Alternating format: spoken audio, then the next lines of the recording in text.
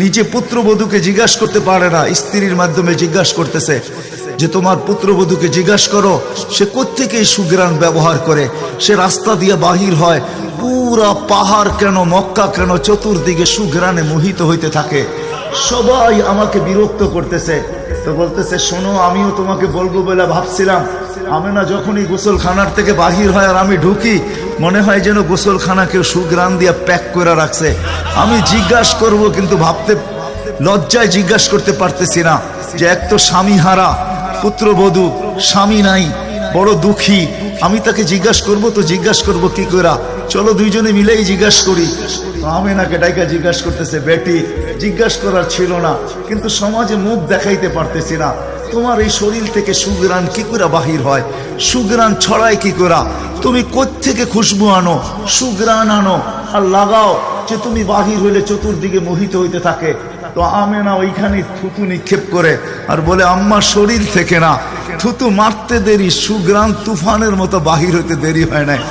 বলছে আম্মা সুঘ্রাণ শরীরে না, শুধু আম্মা এই থুতুতে পর্যন্ত সুঘ্রাণ, আম্মা এই সুঘ্রাণ আমার না, পেটেরটা সুঘ্রাণ, পেটেরটা। আম্মা বলার ছিলাম না, তোমরা বাধ্য করতেছো। যেদিন পেটে আসছে ওই দিন তো ঘরের দেওয়াল পর্যন্ত আমাকে সালাম দিতেছে, তোমাদের এই ফলনের বাজুর কণা পর্যন্ত আমাকে সালাম দিতেছে। আম্মা আমি বাহির হইতে দেরি, মেঘ উড়া এসে আমাকে ছায়া করতে দেরি করে না, আমি উত্তপ্ত বালুতে পা দিতে দেরি, মা ঠান্ডা হইতে দেরি করে হয় না, মা আমি উত্তপ্ত পাথরে পা দিতে দেরি, মা ঠান্ডা হইতে দেরি হয় না, আমি বাহিরে বসে থাকি, আকাশের তারাগুলা এসাকে আমার সালাম দেয়। মা যেদিন পেটে আসছে ওই দিন 12 জন রসুল এসে আমাকে সালাম দিছে।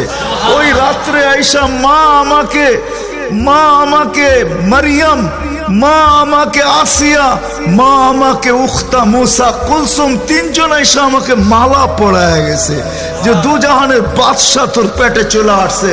মা শুধু এইখানেই ক্ষান্ত না, আমি যখন বাহির হই তো বারুর করা পর্যন্ত আমাকে সালাম দিতে থাকে।